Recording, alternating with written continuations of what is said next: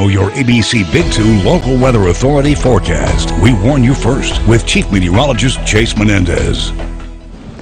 Well, good evening, everybody. We've got some very blue skies overhead, which means a lot of sunshine coming into the basin right now. And with that sunshine comes some very, very hot temperatures. But just wait, we're continuing to warm up as we head into the middle and the end of the week. Thanks to Roofs by Nicholas, though, really good look outside at those conditions here with a lot of that bright sun out there. But switching over to our almanac, we can see that temperatures have only come in just a little bit above average for this time of year, 96 compared to that normal of 95. So again, a warm day to be certain. Average temperatures are up there as it is, but we've only warmed up a little bit above that mark. Now again, as we get into the middle of the week and the rest of the week, we are going to continue to see temperatures picking up, could even break a couple of records. So National Weather Service has issued a couple of heat advisories.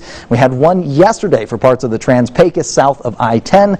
Today we have about the same area covered by that heat advisory lasting until 9 p.m. this evening. But tomorrow we've already got a preemptively issued heat advisory going into effect tomorrow afternoon and lasting until 8 p.m. Central Time for those same counties. And we've also got a lot of moisture out there, so a couple of dynamics going on. Could lead to some thunderstorms a little bit later on this evening, though I suspect most of the activity that we've got here in Brewster and Terrell counties is about all we'll see for this evening.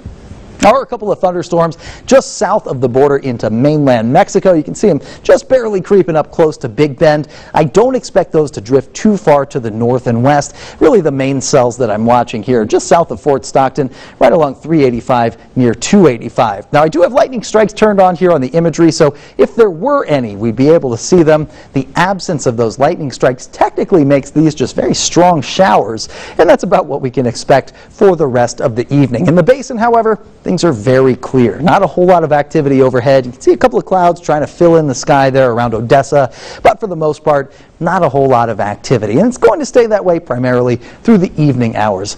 Notice this model picking up on some of that cloud cover just south of Fort Stockton. As we continue on into tomorrow morning, a little more cloud cover coming in from the south and east, indicating a lot of moisture working its way into West Texas. And that's going to result in some thunderstorm chances as we head into the afternoon and evening hours. Starting up around 2 p.m. south of I-10, some of the higher elevations.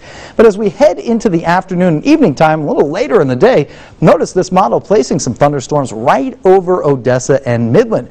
Most of the models that I've been looking at, especially the high resolution ones, do agree with placing some of those storms right overhead for Odessa and Midland. As such, the Storm Prediction Center has issued a marginal risk, and you can see that extending just through Ector and Midland counties. Now again, we do have a good chance for some of those thunderstorms. Odessa Midland with a 60% chance to see a fairly strong, possibly even severe thunderstorm with hail, damaging winds, but thankfully we are at the low end of the severe weather risk scale.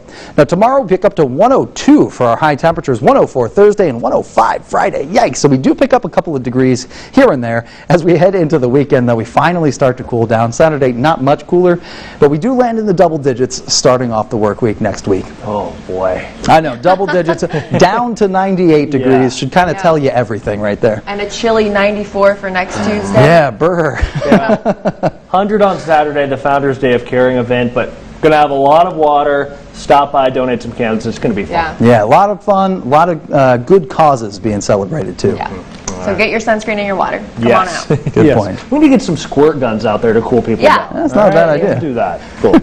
Thanks, Jason. Thanks.